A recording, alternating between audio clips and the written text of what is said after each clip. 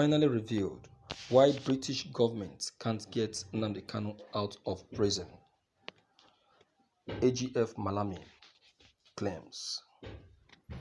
As calls for the leader of the indigenous people of Biafra, Nnamdi Kanu, to get rescued by the British government continues, it has been discovered that he might not be getting any help from them.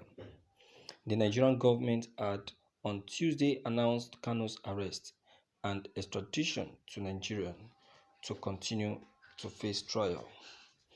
Speaking in a statement on Wednesday, Nnamdi Kanu's younger brother, Emmanuel Kanu, said the leader of the indigenous people of Biafra was unlawfully arrested in Kenya, detained, and was subsequently extradited from the country to Nigeria.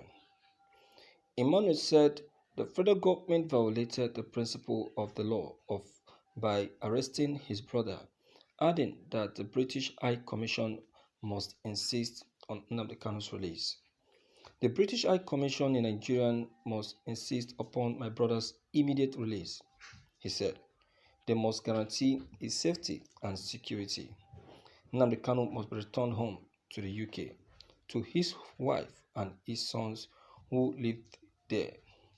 The Foreign Secretary, Dominic Raab, must make clear to the Nigerian authority that they will not tolerate the unlawful detention of British citizens and that the UK government condemns the Nigerians and Kenyans for undermining the rule of law. Foreign Secretary Raab must be clear. There must be consequences for those who resort to extraordinary rendition. The British government must insist upon justice for Nnamdi Kanu, the brother to the IPOB leader, had said. However, a quick investigation at Emmanuel published on the UK government website has disclosed that British authorities can't get anyone out of prison or detention because of their nationality. The 19th page of the manual, titled Support for British National Abroad, a guide, explained that they can only approach local authorities if the British national is not treated in internationally accepted standards. The document reads, "We can offer you information about the local prison or remand system, including visiting arrangements, mail and consorship privileges, work possibilities, and social and welfare services. We can also explain where there are different regulations and remand prisoners and sentenced prisoners. For example, in some countries, prisoners are allowed to send more mail when they are on remands. We cannot get you out of prison or detention, nor can we get special treatment for you because you are British. If, however, you are not treated in line with internationally accepted standards, we will consider approaching local authorities. This may include if your trial does not follow internationally recognized standards for a fair trial or is unreasonably delayed compared to local cases." My dear viewers, all these things are just the back page of a constitution.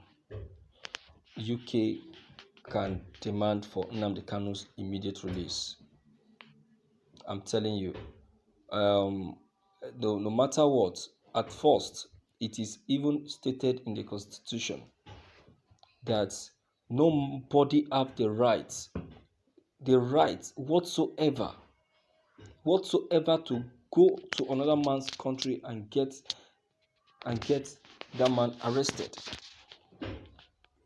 In fact, the first error the Nigerian government committed is when they have to move to another country and get someone arrested. So that one is a complete error. So they have flouted that at first. So even if the court is to begin their judgment, Nigerian government will be held down on that point at first. And you know what first point mean in a court of law? You know what first point means in a court of law? First point covers every other point. It gives 80% over other points in court of law. So at least IPOB has gotten that on ground. You understand? So I tell you this, you take it or leave it. Whatever anyone have said, whatever anyone have done, or whatever contribution anyone has contributed on this Nnamdi Kanu's arrest, I tell you that there is a standard, and that standard has been flouted by our Nigerian government. They have made a mess of it, and they need to pay dearly for it. They need to pay for it. They have made a mess of it. You look at the way Nnamdi Kanu was arrested. To me, I said it that it's too criminalistic. It's a criminalistic way. How can you go and arrest someone by covering the person's eyes by blinding the person with a cloth around his face? It means that you are not sure of the arrest. You're not sure of the arrest. You understand? So it's an error and should not be tolerated in any way. It should not be tolerated or accepted. You understand? So that is why I am of this opinion that it is an error. And anyone that wants to counter that is very good at doing is very free to do that. You understand? It's free to do that. But then the truth must be told. And should be told. Alright? So, my dear viewers, Nnamdi Kanu's arrest, I tell you, till this very moment, still remain a very big error on the side of our Nigerian government. Our Nigerian government should start making a U-turn on that fact. They should start making a U-turn. They should start thinking of how to get it reconciled. Proving or claiming a headstrong on this will not help matter. But rather it will cause more damages. That's what I feel, and that's how I feel. I don't know what you feel. And that's what I think is the right thing to do.